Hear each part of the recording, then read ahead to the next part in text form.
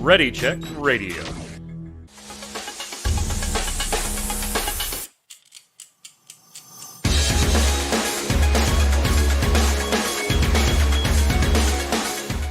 What's up, Internet? Welcome once again to Snowbound, Ready Check Radio's Blizzard podcast. And, well, it looks like we've got a date. Yeah, we've got a date, and looks like somebody's probably going to be wearing a pink hat on a show coming up here. I don't know, next week. Estimated shipping, I think, is next week, so let me just tell you how much I'm looking forward to that. I'm Mike Byrne, your host today. I've got two other hosts with me. We're going to go through some World of Warcraft Shadowlands news and talk about the pink hat. And we've got some other stuff to wrap it up for some Blizzard news of the week here. Joining me to go over all of it, Mr. Dom Greco. What's up, Zista? Well, hi. How's it going? What you got there, big guy? Oh, it's just, maybe a pink hat. Oh. Well, somebody has to wear this, right? I think. We'll talk about that in a second.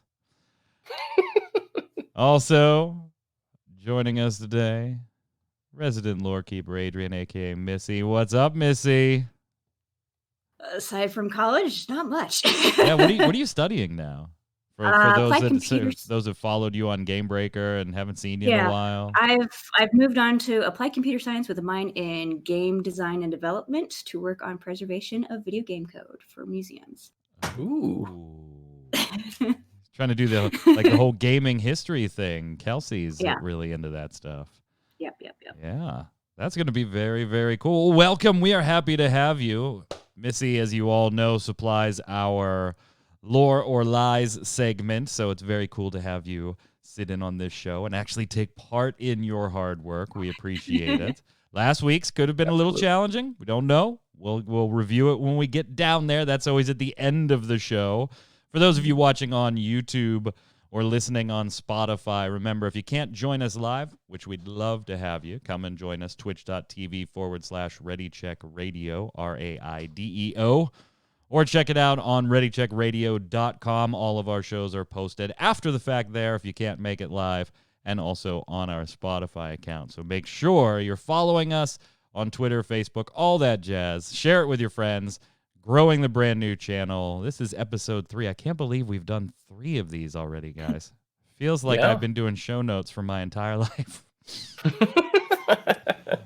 All right, so first up, we've got a release date. An episode or 2 ago, when it was delayed, we did some speculation with Kat. Kat taking the night off, so you will see Kat again next week. Missy helping us out here and rotating in. We speculated on when a potential release date might be. Kat and I think, severely overestimated exactly what Blizzard might have had in mind for what they were trying to get done in the little bit of a delay. Zista, you also overestimated, but really only by a couple of days. So just we'll be getting Shadowlands now November 23rd. It is a global release. Again, this time 3 p.m. Pacific United States time. That means all of us in the United States will receive it on November 23rd. Europe and parts of the UK will still be the 23rd, but further east and into Asia will be the 24th of November. So yeah, that is, for those of you that saw the tweet, that is the Monday of Thanksgiving week. Now, Zista, you had taken early December, but also kind of said maybe Thanksgiving weekend, which would have been 6 days later. Earliest, it would have been Thanksgiving weekend. Yeah, so they popped it 6 days earlier than you thought. So you were the absolute front runner on this one. Hence, I lose the bet. I went back to check the tape to make sure I shook on it, and I did this. So Pink Hat is on its way. When it arrives here, I'll wear that damn thing for the entire show. Now, before we get into some of the specifics on like the Scourge and Raid and things, I want to know your takes on the actual release date, the 23rd. And we're going to get into the particulars of, holidays and staff and raids and stuff like that. This is more generally, were you surprised with how early it was? What does this potentially mean for the changes that were actually implemented? Because this is literally less than a month of a delay. Like, how much could really have been done in like 27 days? So let's kind of go there first. Zista, your thoughts. This is even earlier than you thought it would be. Yeah, I mean, I figured it was going to be Thanksgiving week at that point. Having it a little bit earlier than I honestly was expecting the weekend following Thanksgiving, not the weekend right before Thanksgiving. So that puts it in a rough spot for people that are, hey, we're going to go spend time with their family, all this stuff. We're going to be traveling, but at the same time, we're also in the middle of a pandemic. Not as many people are traveling, or they're hanging out with their families. I know my family, for example, we're not doing Thanksgiving this year. My grandparents earlier this year, they did come down with COVID. They are both fine. They made it through. And it's just a precautionary thing. My family is just super precautious. They don't want to worry about it at all. So for someone like me who's not going anywhere, this is great because it gives me something to do. But I know not everybody's in that situation. And I for one am happy, but that, like I said, that's just me. I'm excited to get a little extra time to level that I probably wouldn't have been, able to do had it had fallen off a holiday, something like that. So I'm happy. I don't know. Missy, what do you think of this? First off, let's catch up a little bit. Are you still hardcore progression rating in any way? Are you a little more casual about it now? I am definitely a lot more casual. It's literally when I have a free moment or I'm like, there's an event, I have to do it now. That's about it. Thankfully, I got my Headless Horseman mount before college started, so I'm good. But yeah, so the extent of my gaming is when I have time between, which is basically during school breaks, which are going to be longer thanks to the pandemic. So do you like the date? Do you not like the date? And again, let's save the particulars of Blizz staff holidays, raiding world first and stuff. We will cover that. Trust me, gang, we will cover that. I just want your kind of general impression of it for you personally. Yeah, I was basing it off of how they had originally going to release the book for Exploring Azeroth, Eastern Kingdoms. It was going to be the book first, and then it was going to be the game a week later. And I was like, Okay, December 1st makes sense. No, they're coming out the same day, and I'm just like, okay, some of the United States are going to be really screwed over because we know that nobody's really paying attention to the fact that we're in a pandemic and people are going to be leaving. Yep. Yeah. So. Yeah, I found the date very weird just myself. Zista, to your point, it really doesn't matter to me. The family that we do, so there's no travel involved for any of my family. My family and my wife's family, we've all been playing by the rules, wearing masks and doing that. There's no rogues in our family that we have to worry about. Everybody lives relatively close, 15, 20 minutes. We're still not having large groups and stuff. So this doesn't change the holidays for me personally. So okay, fine. Am I going to play a lot that week? I don't know, but I also don't have, 9 or 24 people waiting for me to come play. So it's not as big a deal on my side personally. So I'm all for getting it as early as possible in that case. So that works for me. But I do have to question a little bit what actually has changed here, because I know there was an awful lot of feedback from all of us about Covenant abilities, about the Maw in particular. And those were things that the statement does say that was released, does say were addressed a little bit. And I'm showing you the statement on the screen right now. they do say that, you know, these things were looked at, but in 27 days, we weren't seeing, you can't realistically see any type of like massive overhaul to something people were unhappy about. That just seems like, hey, the maw wasn't quite functioning as far as navigation the way we wanted it to. So we're going to go and address that real quick. And we have some optimization that we would still like to do. We're just not quite ready. I don't think anybody that was expecting any type of big change to anything is going to see it because of this little bit of a delay. Yeah, this is basically enough for them to push out like another build, and that's about it. It's not any major overhauls or anything like that. It's literally just one extra build. So it's more fine-tuning and balancing than other like extreme changes. Like it's not an entire system overhaul by any means. But it might just pushing like giving enough time to push an extra build might have been the difference between making something a little more balanced versus completely broken. Right. But it's not going to change like the whole covenant system that or people standing in line about. For certain quests. Yeah. Yeah, like in Draenor when everybody was waiting to build their garrison and you had that one quest that, you know, oh, that was awful. Yeah, Missy, I don't think we're going to see anything big with the changes. I'm all for more testing, more optimization. So great. But, you know, I'm just not expecting a lot to have changed from beta builds to the actual launch build here. Yeah, I don't really expect anything to have changed much. Maybe stabilization with the servers based off of how many people pre-ordered. Yeah, that's probably what I can think of. That's hopeful. And we're going to talk about that in a second because the number is impressive. The numbers are impressive on this. So in the statement, though, there were a couple other things detailed besides just the November 23rd release date. And I know it's a little small on your screen, so I'll read the portion that we're talking about here. Since we first told you about our decision to delay, we've used the time to further polish the expansion and shore up the end game, including overhauling the combat and rewards in the Maw, something that was a huge concern we brought up on this show, and reworking the Covenant systems, something that was a huge concern we also brought up on the show, to make your choice more immediately impactful and have clearer long-term goals. Now the team is in a great position to get things the rest of the way to the finish line before November 23rd. And as always, we're committed to working with you to improve the game for as long as you're out there playing it. Now that we have our launch date, we're also excited to tell you that our pre-launch event will kick off November 10th. So we'll have that next week on Xbox Series X launch day.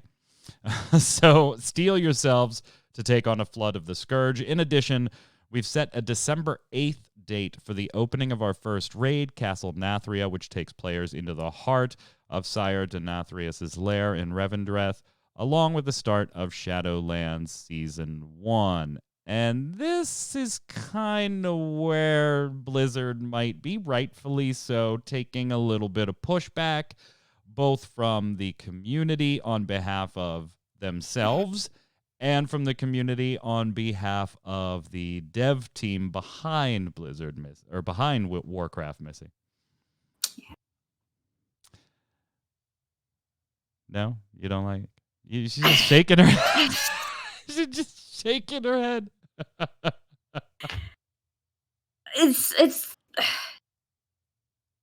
for me, being on like both perspectives, is like I'm a player, but also I am learning to become a game developer. And it's that rock and hard place where it's like, you have to put something out eventually so like, people don't get upset. But at the same time, it's like, is it too soon? Yeah, I mean, it's just that they're in. You have to appreciate the spot. Although you also have to appreciate the fact that you put yourself in the spot. There is no, making this better. They didn't want to delay this more. I understand that. They have shareholders and financial quarters to look out for. I also understand that.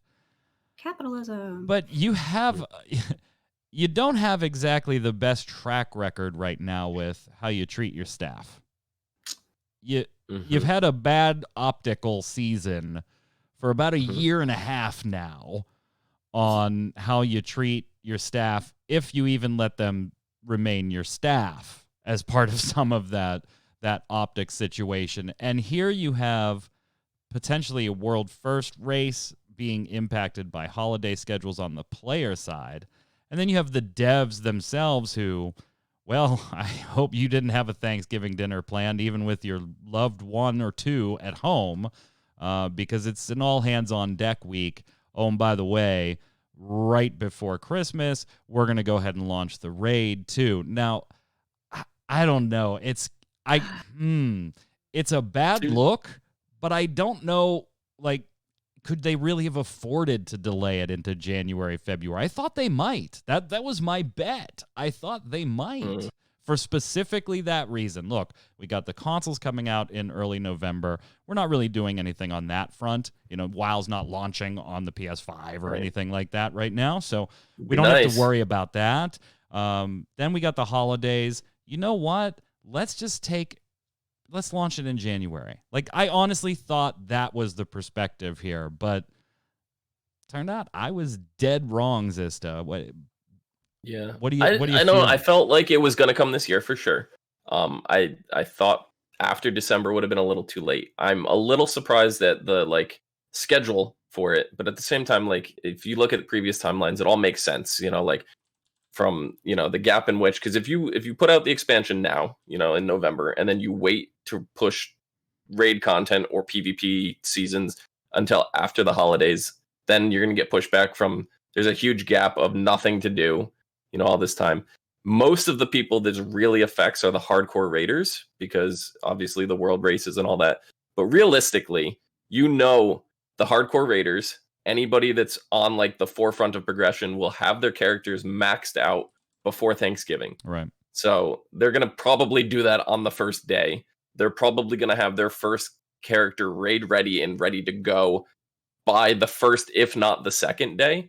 So for that subset of players, does it really impact them? I don't think so as much, having it fall around Thanksgiving and stuff like that. But what about the dev team themselves?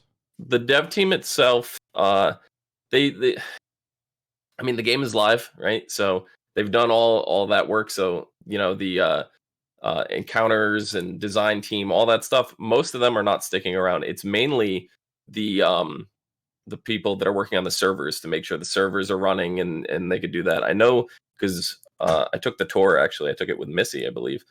We took the tour for Blizzard, how they do that, and they always keep some staff on hand at all times. Yeah. But for holidays and stuff, they kind of have a skeleton crew, just enough to maintain it. And I have a friend that actually works in Blizzard in the networking department, and because of the pandemic, how they've been working is they've been working from home, and they have remote access to everything that they need to do. So they technically can still enjoy the holidays and have access to maintain what they need to do from home. As somebody who's worked from home for over a decade, it's hard. I want to slap the shit out of you for saying that. No, it's not. I'm saying it. Obviously, you don't want to work from home if you could avoid it, but it's better than having to run to the office. Is my point? Absolutely, I will give you that much. But there is a difference between working from home and being able to just, you work from 100%. Home, it's no big deal.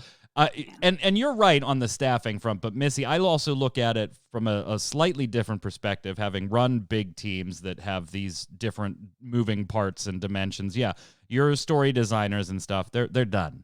They've been done for a little while now. Yeah, they've now your, $8, $15 an hour, whatever it is at Blizz, customer service department, that has to be staffed and full right now. This is your line level needs to be ready. Yeah, the server team and infrastructure, they need to be ready too, but they're also not the ones fielding the support tickets or the calls for authenticator issues and all that stuff, particularly with an expansion that based on your own numbers, has the potential to bring back record numbers of players who are probably going to have some login issues along the way, Missy. Yeah. The thing that I also thought about was since they're doing it around the holidays, because they had, basically ruined everybody's vacation time that they thought, well, the holidays is just fine for you to be able to go and play for the players. But for everybody else, Mhm. nobody likes working during the holiday week. Right. Yeah. I work retail. And Black Blink Friday sucked. Wow, blink twice. Yeah, I've worked from home for almost 15 years myself, too. I absolutely love it. I wouldn't change it for the world. I'm on furlough right now, so now I just stay home. But normally, I work from home, too. I just want to smack Zista when he's like, well, you work from home. How hard is it? You son of I a didn't bitch. say it was hard or easy or whatever. Like, that's I not know. my point. My I'm point was, busting your at least pink they don't have hat to worry chops. about Settle running down. to the office in the middle of a crisis, you know? Well, Takes 5 luckily, minutes. this was not just left out there in the void.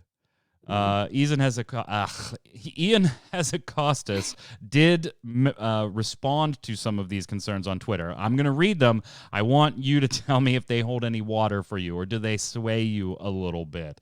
Missy, we'll start with you first, because this is in response to Mystical OS tweeting, I think delaying raids until January would have been just as bad. Would get even more hate. Oh my God, we hit 60, then have to wait 2 months to do content. WTF, Blizzard. It's a no-win situation. And if they delayed only Mythic, then farming Heroic for several weeks before Mythic will ruin Mythic. And Ian chimes in and says, honestly, this pretty much nails it. We do try to avoid these conflicts whenever possible, and the ideal answer would have been to release the game, well, right about now, like the date they already had, 6 days ago, 7 days ago, right about now, but it just wasn't ready. Launching but delaying the raid further would ruin overall pacing. Delaying the whole game to avoid the Mythic conflict wouldn't be right for everyone who's been waiting patiently. What is not said there is that it would not be right for the end of our fiscal year either. But but maybe that's a little cynical. Do those change your opinion? Do they sway you in any way, Missy? And we're going to go through the whole schedule here. I guess we should do that before I turn it over to you. We get the Scourge on the 10th, the release on the 23rd, the first raid on the 28th, the Mythic version, that's the normal and heroic, on December 8th. The Mythic version comes a week later on the 15th. So that was kind of where Ian was addressing here. I honestly would have liked to have had my pre-patch Scourge event last a little bit longer than what I'm going to be getting. It is short. That is really short Yeah. compared to like some of the other ones. So, and at the same time, they never really said, here's the definitive date when they said that they were delaying. They said, 2020, 2021. So they had leeway, but yeah, it's definitely, let's keep Activision happy by making sure that we are productive by having something out within the fourth quarter. It's hard not to take that look on it, though, isn't it, Zista? Yeah, it's hard not definitely. to just be so jaded when it comes to Blizzard anymore on some Definitely. of these decisions.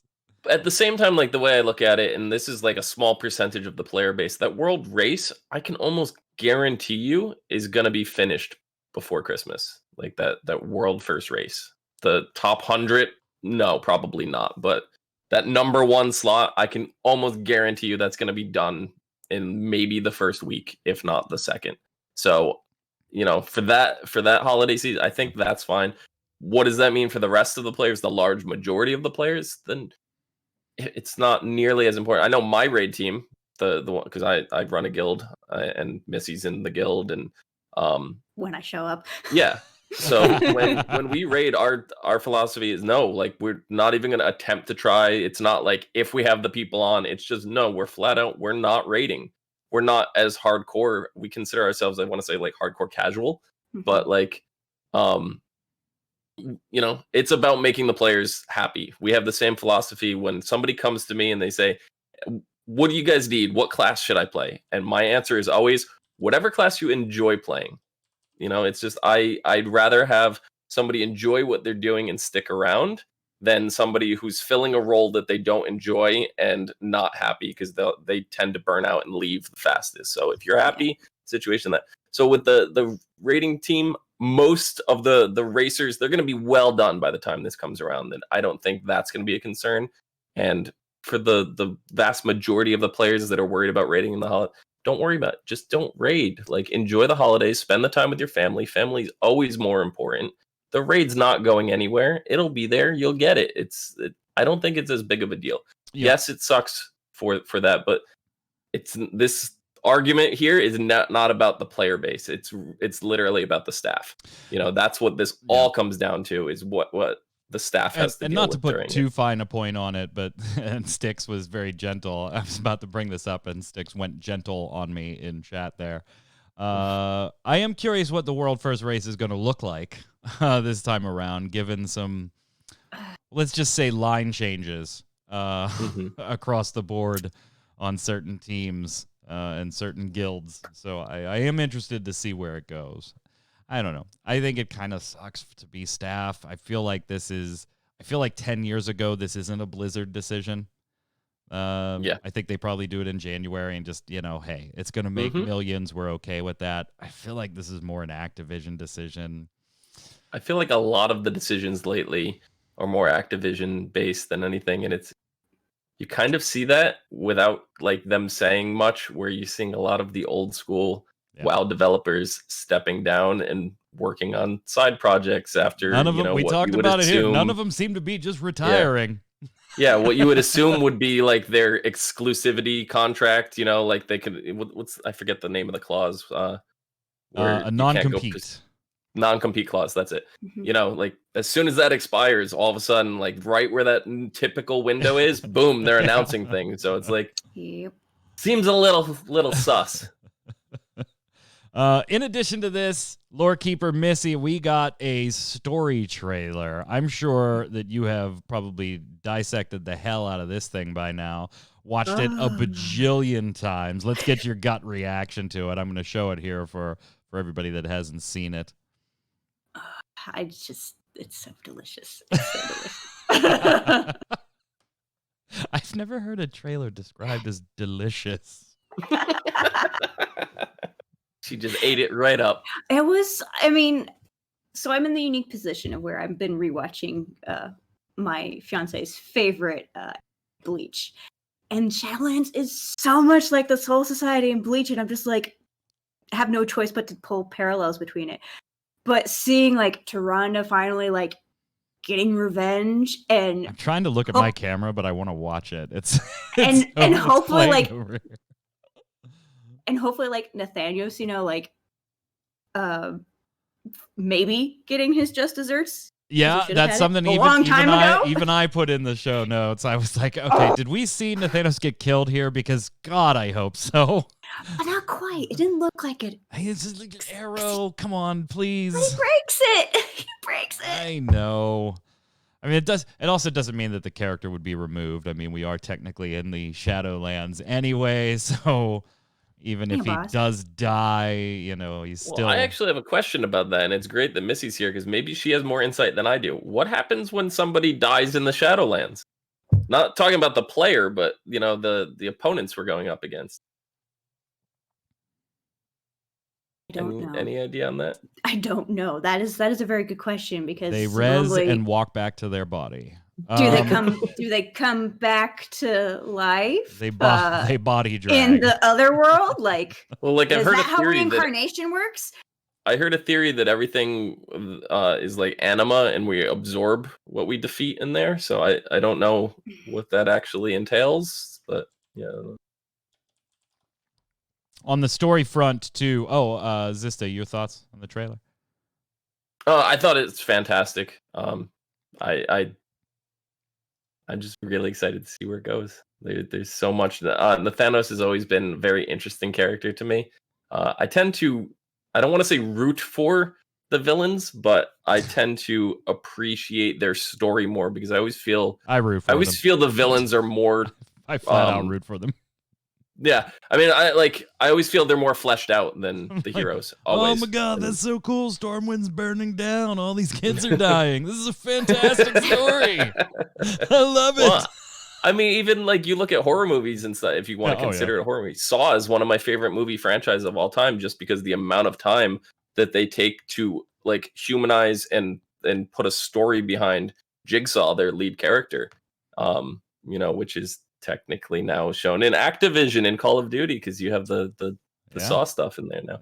So any like anything in the trailer, Missy, kind of get you going, well, maybe I should rethink something, or did I see what I just thought I saw? Could that be like anything we can take away from this from a lorehound perspective?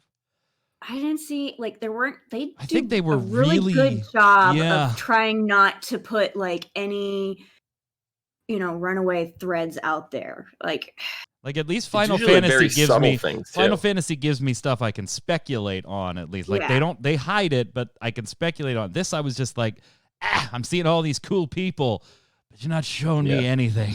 Well, I know like they do a really good job at hiding stuff. Like back when like with the whole Garrosh twist with Miss of Pandaria, like me and Missy had sat down and had a huge discussion one time where we went over, and then Missy went back and she was watching like layers of like all the build up to this, and it's like going back and watching stuff that happened in Wrath of the Lich King, and she's like, it was there, like hidden in plain sight all along, but it was so subtle that you didn't notice it at the time. So those threads were seeded early. So it's stuff that we're gonna find now in this trailer that we're gonna be like, wow, this stuff was seeded here that we had no idea. It just went right over our heads. So I think a lot of this.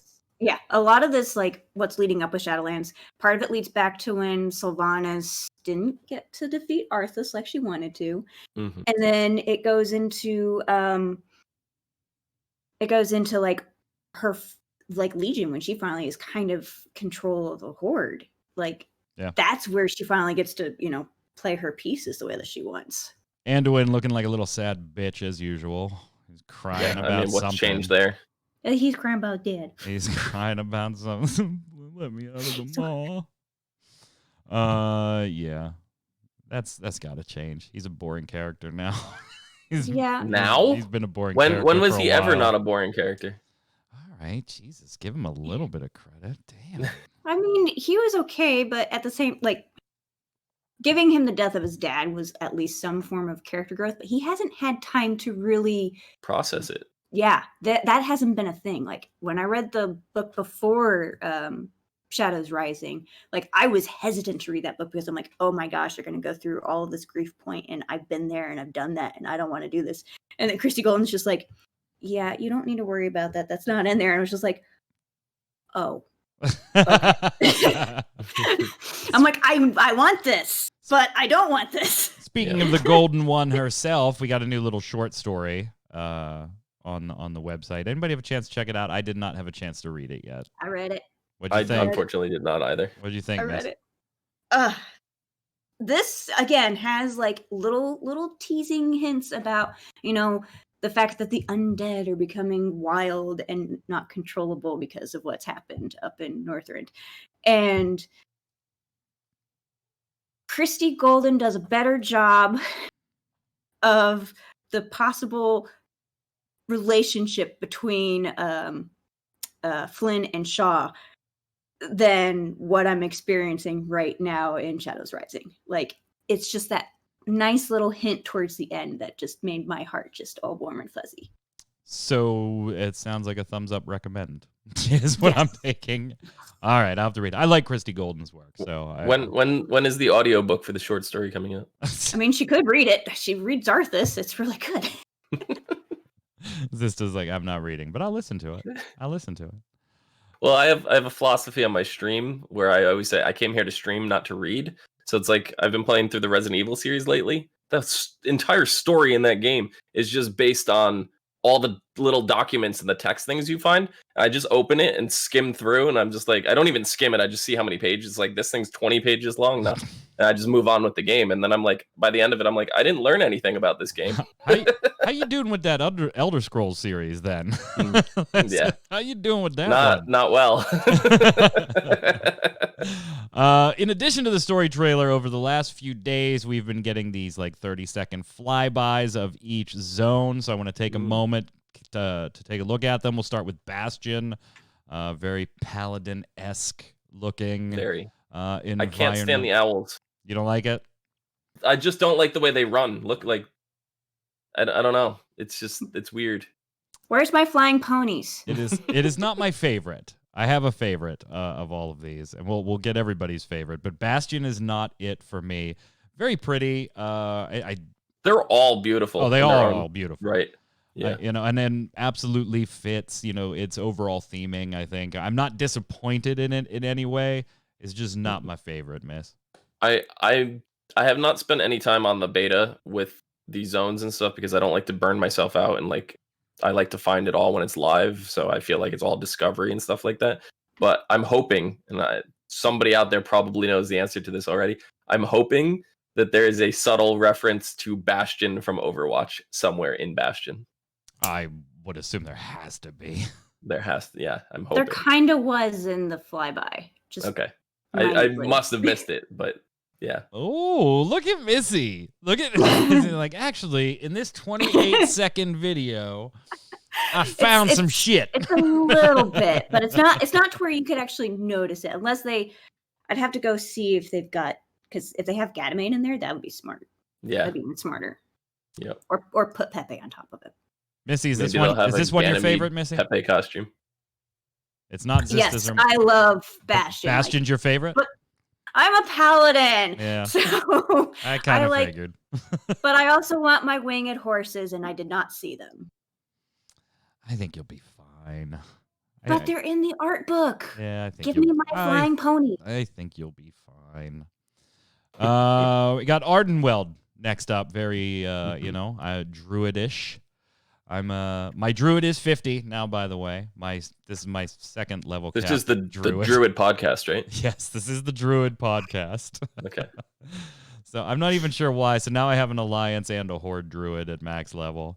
Somebody was like, somebody was like, pinged me and was like, "Oh my God, you're playing World of Warcraft again." I was like, I never really stopped. I just keep taking chunks of time off and stuff. And they're like, "Oh, are you gonna get that first character max?" I was like, "This is 11 for me." It's I have a lot of level caps going on. It's maybe not as much as many, but I have more than average. I'm doing fine here. So the druid is 50. I got to polish off the war campaign now real quick just so I have that all done. And I got my max level flying and paid for all that shit. So we're good. We're in good shape to roll with the Alliance druid as my main here. You would think that Arden have to pay for flying. What's that? Now that druids have to pay for flying. Yeah, I know. Yeah. You would have thought that this Ardenweld, Ardenweld would have been higher on my list with my love of druids. It's not. I think I like Bastion a little bit more than this. Only Zista because I think besides the character models and monster models that you may see in here, I feel like I've seen this environment 5 times already in World of Warcraft. Ardenweld to me, I know it's more druidish or whatever, but to me it feels more night elf than anything. It seems like that's more what it's based on to me. Missy, you're kind of it kind of leans a little bit more into the night elf realm of things, but at the same time it's just this just seems like another layer of the Emerald Dream, and I'm just kind of we've literally taken care of that so many times, and even in other books, that I'm just stop trying. This is the dead part of the Emerald Dream. Everything that's died came over here. This is all the Emerald Dream's aether. It's just all. It's all. This is where here. Dreams go to die. Oh my God. Jesus. So this might actually be my new favorite zone. All right, maybe I like it more than I thought. We've got Maldraxxus. Very foreboding, very brown area. Very. It's super brown area. This bones surprisingly and sand and everything. Is my favorite area. No surprise. This is your favorite? Yeah. It is my favorite too. Yeah. Maldraxxus I started out as an undead, and I love the undead aesthetics, everything like that. A lot of it is very familiar, so that it's some of it they didn't stray too far from. Naxxramas was always my favorite vanilla Naxxramas, not the new Wrath of the Lich King version, but vanilla Naxxramas was always my favorite raid, and you definitely see a lot of inspiration there. But at the same time, not too much has changed from that style either, and you would think I would hold that against it, but yeah. There's only so much you can do with bones and stuff. I was just about to say Ardenweld, Missy. I was like, yeah, I feel like I've seen this before. Maldraxxus, oh, I've definitely seen this before. This one's my favorite. I know. But like at least I am fully creatures. aware of what I am saying makes no sense. I like The goo Omikins in creatures, the chat. slime creatures, whatever. Like they are just they very enthralling. They've complete. I love them. I love them, and I hope that they have a lot of pets and mounts. Omikins in chat. In It's so sepia. sepia. I had to put the pause in there. It's just so sepia. And it is. It is. But Missy, I love it. And so here's the difference, though, Zista, for me. I think it's just because they put 2 X's in the name. Yeah. I think that's the only reason. Like, I love Naxxramas, but I love Icecrown Naxxramas because that's when the first experience I really, like, I went back and ran through old stuff, but I started in Burning Crusade. So Nax in Wrath was my first Nax, and I love that raid. So Blizzard, I mean, if they just named it World of Warcraft XX, I'd be like, my favorite MMORPG ever. I'm never going to stop playing it. Where's their suggestion box? Right. World of Warcraft 20. Yes, write that one down. Missy, you look less than impressed with this one. I mean, Wrath is one of my favorite expansions. I am a Wrath baby too, but mostly for story. But it's just like, again, it's like, here is some free skins of the same models that we've used before because we're trying to get this out as fast as possible. Don't care. It's my favorite. It's my favorite. Oh, this one looks too druidish. I've seen this one before. Oh, X's. That reminds me of my AOL days. What's funny is I know what's coming, and I'm about to slam another one for looking familiar. Yes. What might that be? I'm looking through, and I'm like, oh, shit, I'm about to slam another one for looking familiar. So let's go to the Maw first. Missy, we'll start with you and your take on the Maw. So, again, I'm going to call back to my anime of watching Bleach.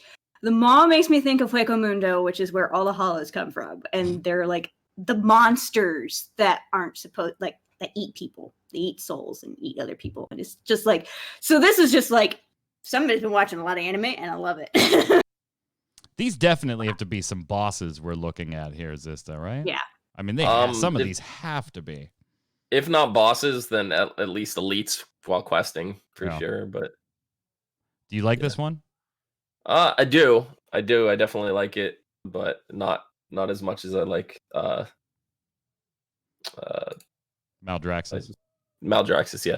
I'm bad with names. I lost my show notes for a second there. Maldraxxus. But yeah, but at the same time, like we're knocking all this stuff. We've seen it before, but this is literally all the stuff that's died that we're going to the realm. So we have to have seen the stuff before. Because if it was all brand new, then it'd be like, it doesn't make sense. Like, how does all the stuff that we know die and their culture isn't represented at all? Like, It's so funny. Like, when you think about that on a surface level, like, you have to imagine being in that meeting, right? All right, guys, I got the perfect idea for the next expansion. We ain't going to have to create shit. Let's. But it's a very challenge. It's a huge challenge for the art team because they have to make it familiar enough that you recognize it immediately, but they also have to make it different enough that you're not sick of it. So it's an interesting challenge, and everything that I've seen, I love so far. XX Shadowlands XX. I'm buying 5 copies. Last one, 30 seconds. I had to add this real quick because I for some reason skipped it.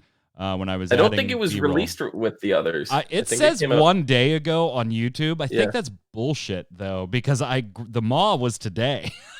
Yeah, and I still didn't see Revendreth had been added. So let's take a little fly through on this one because I'm about to give it some shit. For looking Naxxramas was merely a setback. This is, to me, this whole zone just like screams Icecrown without the freezing. Like there is just an awful lot of Icecrown without the ice to me in this entire zone. Again, I love it. I can't wait to get in. There isn't a zone here I don't like, by the way. Yeah, and that has not been true for like the last 3 expansions. I'm sure one or two of A them lot will, of that could do with the questing, I though. was just So you about might to get say, into one that you I'm sure absolutely hate. one or two of them will go down on the list when I actually start doing story and quests in them. But from Like just Stormheim from Legion, for example. or Draenor's Nagrand. Oh, what a Mm. disappointment. But from these flyovers, there isn't one that I'm like, yeah, I really don't care about this. I kind of like the look of all of these, even if some of them, they do feel a little familiar, Missy. Yeah. This one definitely is very much Blood Queen Lanathel, Yeah. Icecrown Citadel Wing, and all I'm seeing is vampires.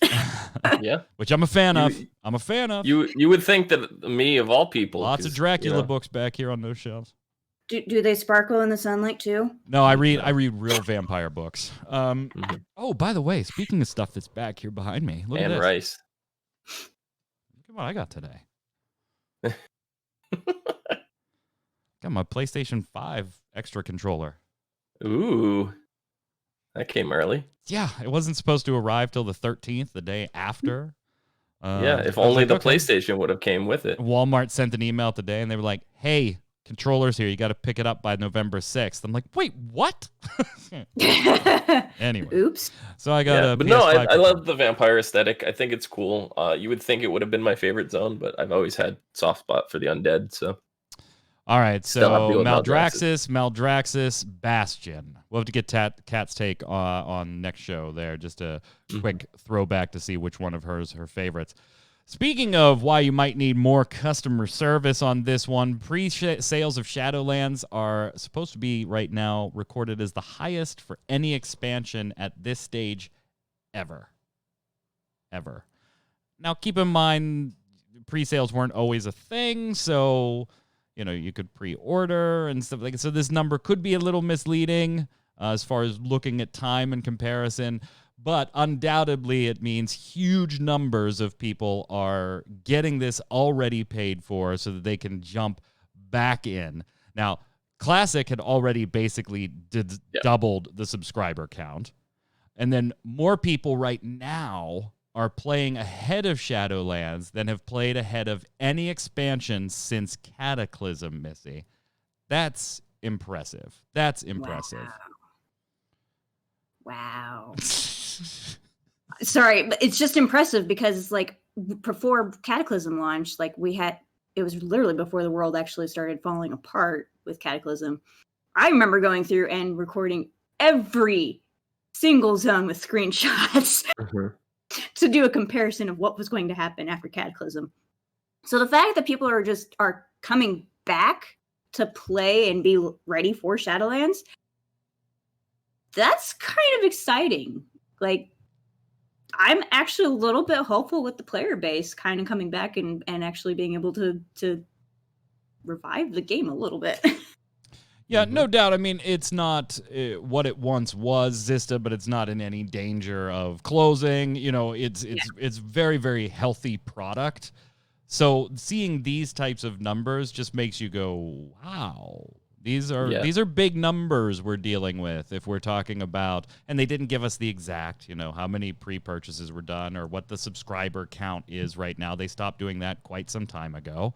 We have an idea here and there, but nothing official on quarterly reports or anything anymore.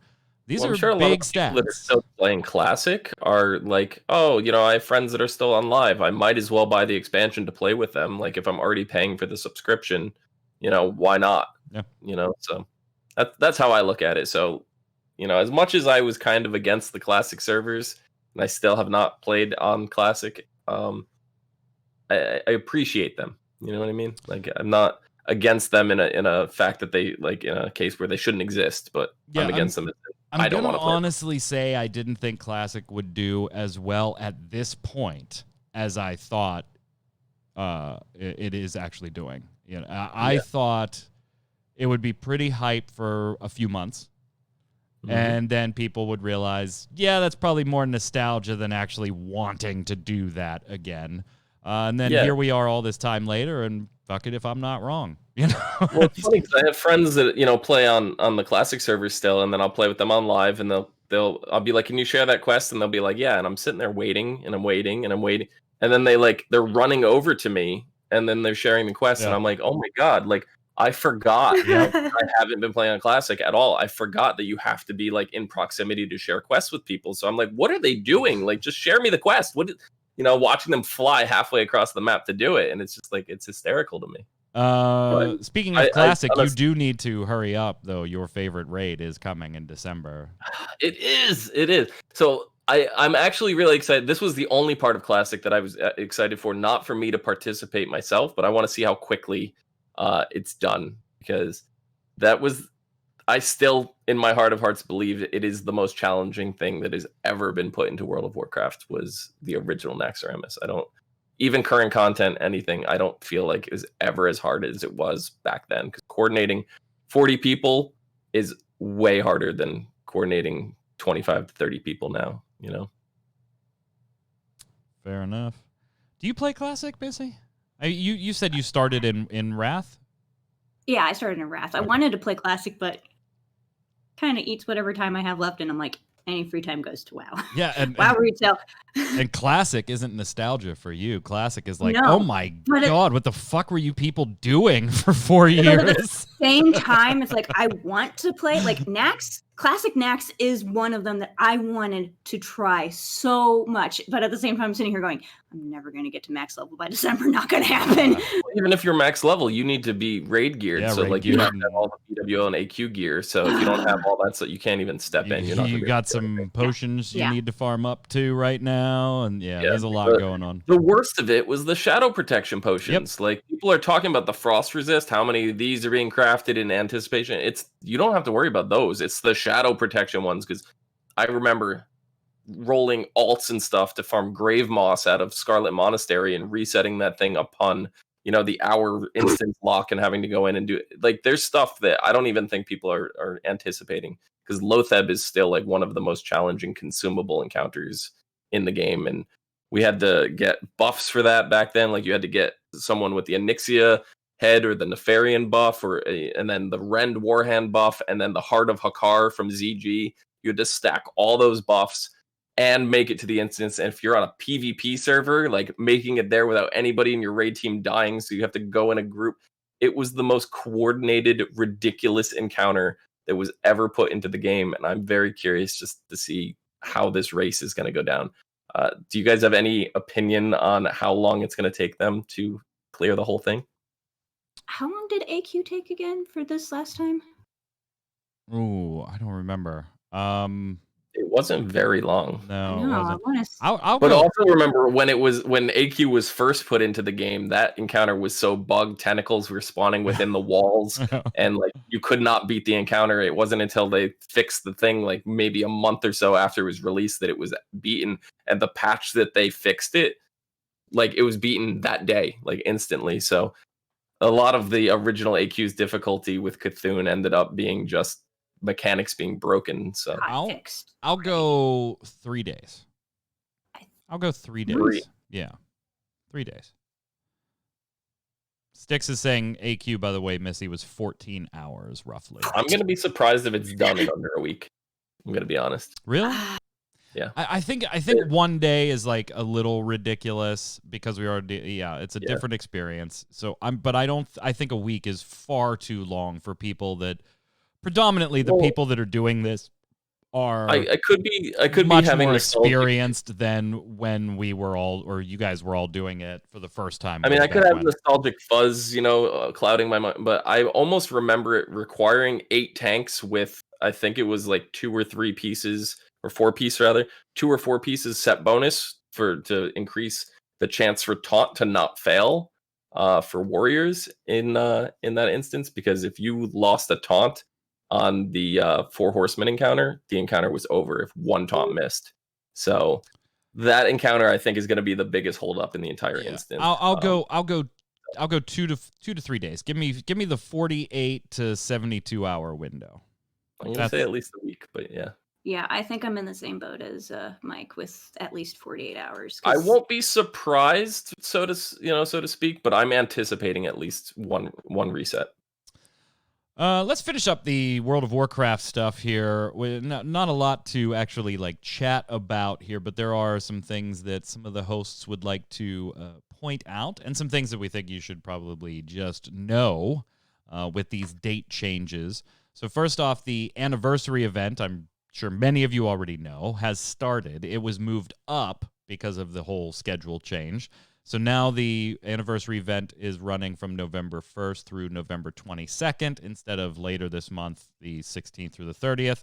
16% experience and rep buff. Make sure you use that. It's actually an item, so make sure you do it and click it. So great time to level alts. I used it to finish off 44 through 50 on the druid, and I'll use it on the mage real quick to grind to 50 real quick on there.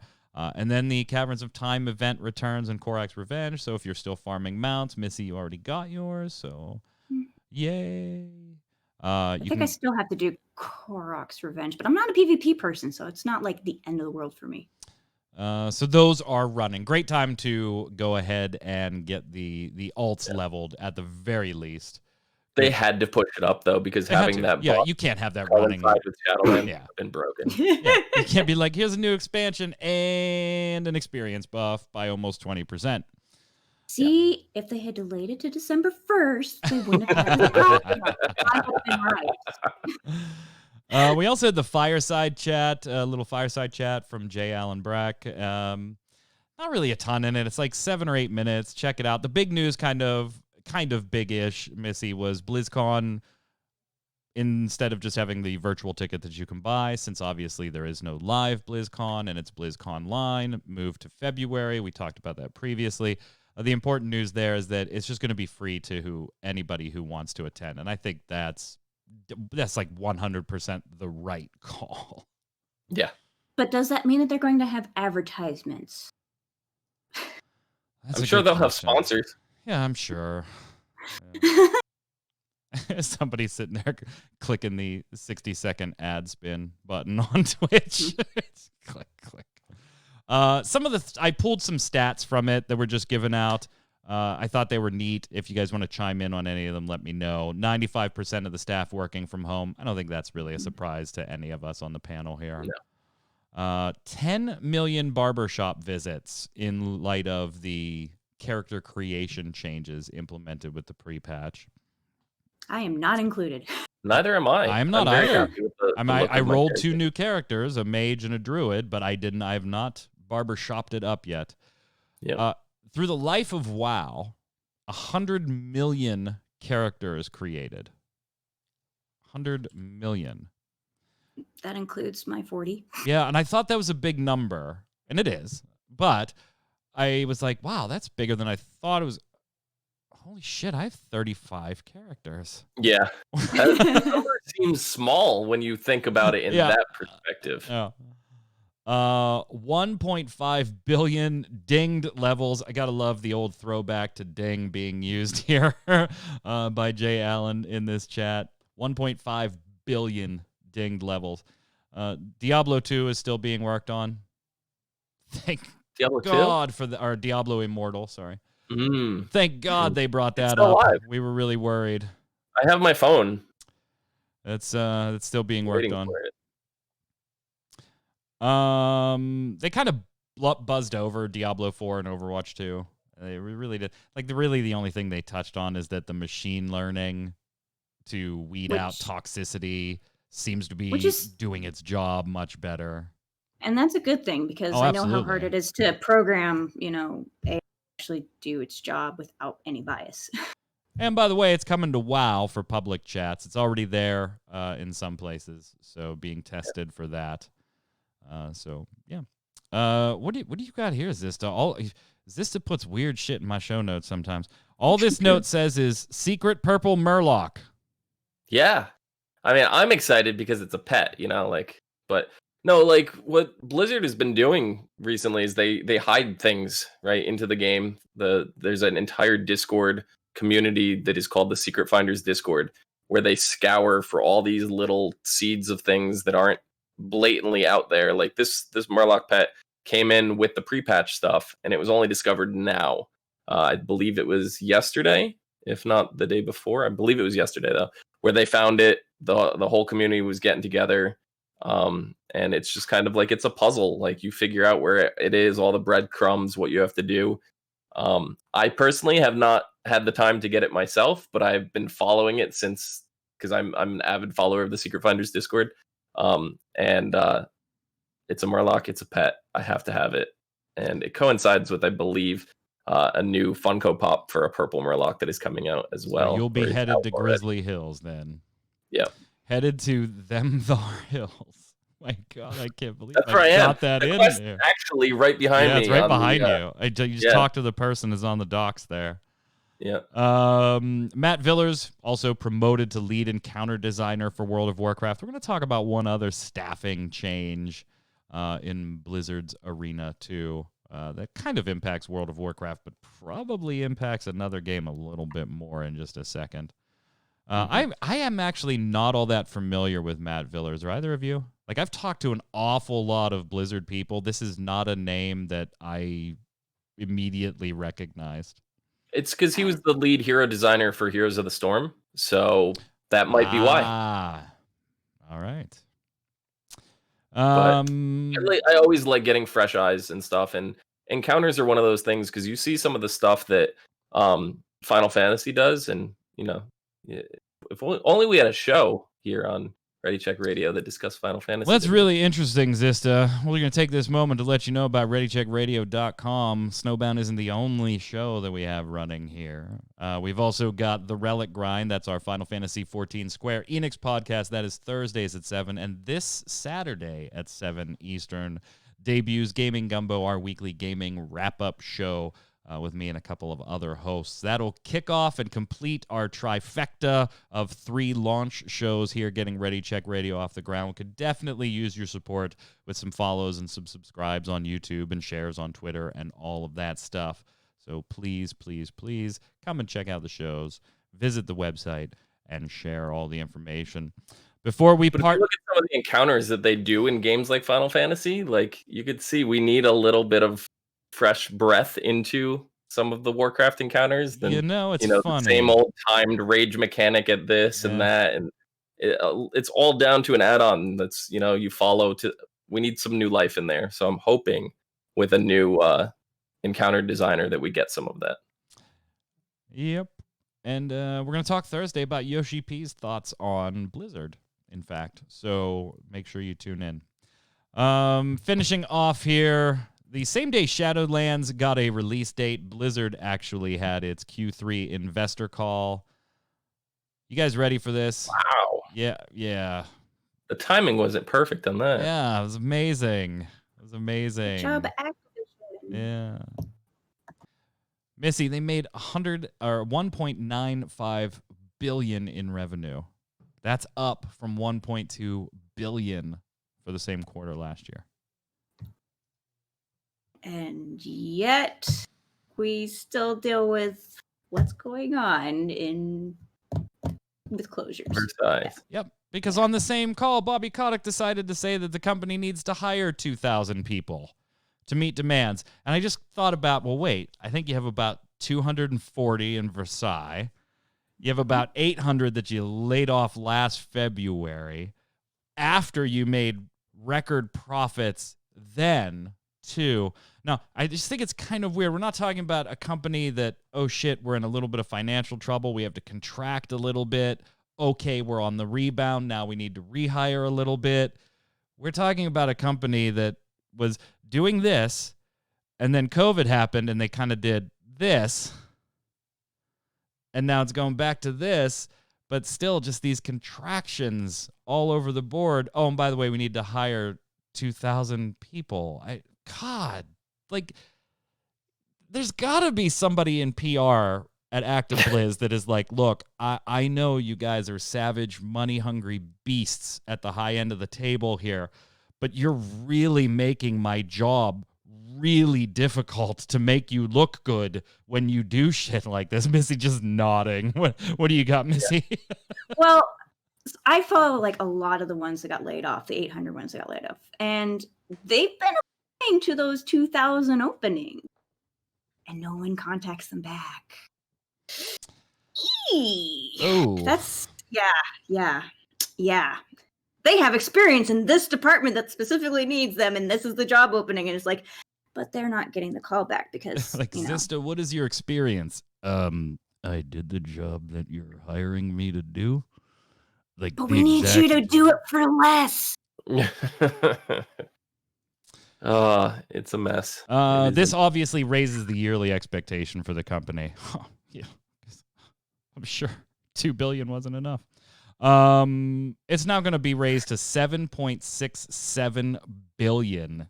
The expectation for 2020, estimating the fourth quarter is expected to rake in $2 billion. I wonder if something's being released in that fourth quarter, right under the wire, that might. I can't think of anything. We'll just have to wait and see. It must be all of that Saw DLC in Call of Duty. That's what it is. Or, the other two consoles. We mentioned line changes. Diablo 4 is losing David Kim, previously the lead systems designer, now on LinkedIn showing up as the principal game designer for World of Warcraft. So that's a pretty big change. Joe Piapiora now shows as the lead systems designer on D4, previously a senior game designer on the same title. So a little bit of a promotion there, a big promotion there, actually, if the titles are the way they usually are in companies. And David Kim sliding over the entire game. I want to leave you with one thing. We'll hit Lorelai's and let Jason get his stream going here. I just wanted to say that stats are very fun. So, Zista, a few last show or the show before, we talked about viewership for the Overwatch League being down quite across the board.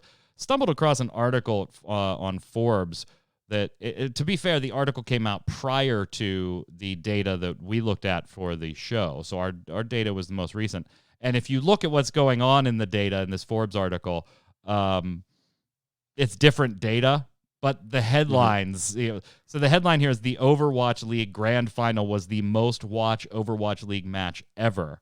Well, we had just told you how viewership of that match was down 61% over the previous year.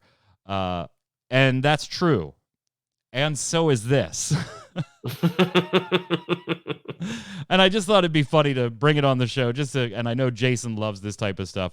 The stats are totally different in the way they're compiled, and they lead to different things. So what we were reporting on was the live viewership, just to be clear, of the actual event the first time it aired.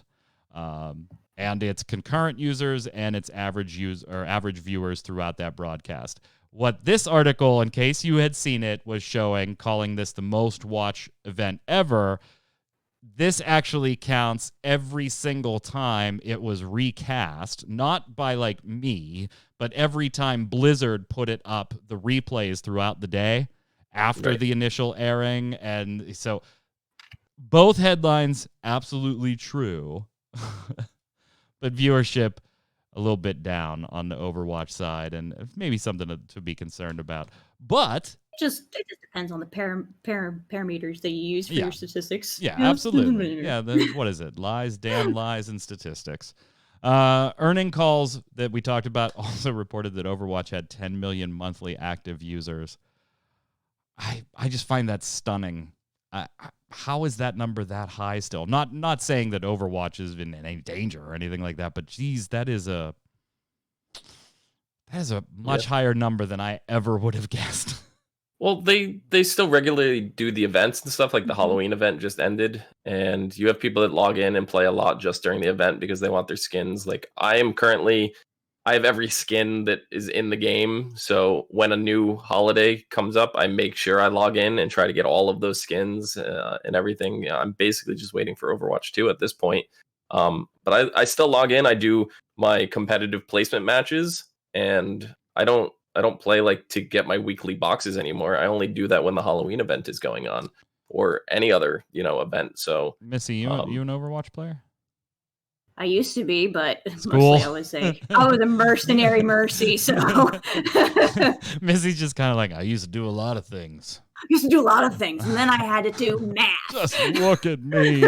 Look at me. I used to be fun, damn it. My calculator is dead. All right, let's head over and finish it up with everybody's favorite segment, Lore or Lies.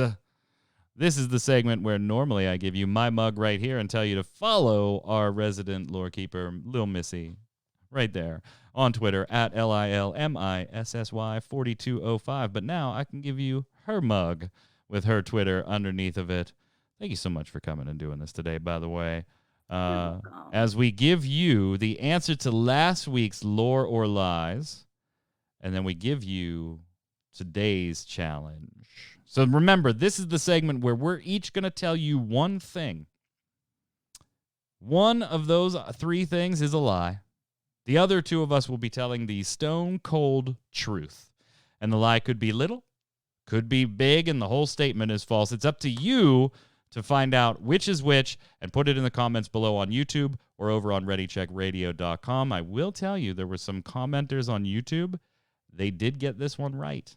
They did get this one right. So last week, Kat told the biggest lie, as none of those people she named are members of the Horde Council. The actual faction leaders are part of the council, such as Talanji, Bane Bloodhoof, Gazlo, Rokon, Lillian Voss, and Kiro, just to name a few. So Kat rattled off an impressive list of names, all of them total bullshit. Real characters. Real characters. In lore, just not in the correct spot. Not who we said they were. So here's this week's. I'll start. We'll go to you, Zista. We'll finish off with you, Missy.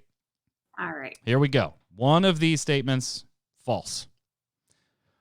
While the Horde has elected to go from War Chief to Council, the Alliance is now showing signs of strengthening, especially after the burning of Teldrassil and Darnassus, home of the Night Elves. Thanks, Sylvanas. The burning of the World Tree was a strategic move on Sylvanas' part to remove one of the Alliance capitals from Kalimdor continent, ignoring the Draenei's temporary home on the Isle of Dread, since they have shattered the Argus now. The Alliance may be heading into the Shadowlands a little short-handed, as the Night Elves try to reclaim Darkshore and Ashenvale from the Horde, and the Draenei are rediscovering Argus. Sylvanas has left a lot of destruction with her betrayal. One of those statements is not true. Oh, and by the way, I did have to let the people on YouTube know this when they commented. It's not enough to tell me that when Kat said the one that's false. You got to tell me why. We don't. There's no half credit for lore or lies. It doesn't work that way. And mispronouncing a name is definitely not. Yeah, it's definitely the lie either. That's definitely never gonna be in the play there. All right, we've also got. Go ahead, Zista. I was just gonna say I'm actually curious now because with Sylvanas' burning of the World Tree, didn't she just strengthen the forces of the Shadowlands? Well, they inherit one new tree, I think. Well, I mean, all the Night Elves that died there. No, they just get the tree. No. They just get the tree. Well, they also get the people, too. Yeah, they all went to the mall as well. No, just the tree. Yeah. Just the tree. Well, the tree is now an You can see the jailer. What the fuck is a tree doing here? Can you imagine just being like living there? This is your home, and then all of a sudden a tree just sprouts up. This massive Son of tree. A bitch! What am I gonna do with this? It destroyed my home. That's where my home was. Jason just standing by. How are you doing, sir? Just shaking his head at us. You guys and your prison trees, I don't know. Jason, one of the many streamers streaming here, twitch.tv/ReadyCheckRadio. He just so happens to go live right after Snowbound, so we always like to check in with you. You still streaming Crusader Kings 3 this week? Absolutely. Going to continue my campaign from last week, which if you didn't tune in, I changed religion twice, thanks to the viewers. Yes, you did. Who vote on all my changes, so feel free to come in and make bad decisions for me once again. I have been doing my absolute best to make this game miserable for you. You've been trying. Heresy, yes, you're changing. Yeah. You're changing. You're changing. So come on over, twitch.tv/ReadyCheckRadio. You can join all of our streamers. If you're here Tuesday to watch Snowbound, Jason Winter going live. Jason, have a great stream, my friend. Let us sign off here, and we'll throw it over to you. Hey, thanks. All right, that brings us to a close here today. Missy, once again, thank you so much for sitting in for Kat. We'll have other hosts in and out as we go so that people can get days off. here and there. We're some of us are going to go watch America, the season finale here, see what happens tonight. You mean the burning of the world tree? Yeah. Yeah. It's in my pop-up book now. It's in pop-up book. Until next week, Missy, where can everybody find you? I am at Little Missy 4205 pretty much everywhere. Zista. You can find me down below at itzista, ITSXIZTA, and you can find me on Twitch at just Zista XIZTA. Nice hat. I'm Mike Byrne. Sticks, thank you so much for putting the personal Twitters in there. Maybe I'll make a macro for that. Good idea. Follow me right there at MagicMan1, but more importantly, follow at RC Raideo, and we'll see you next time on Snowbound the Blizzard podcast. Stay safe, and hell, next week, we'll see you on the servers.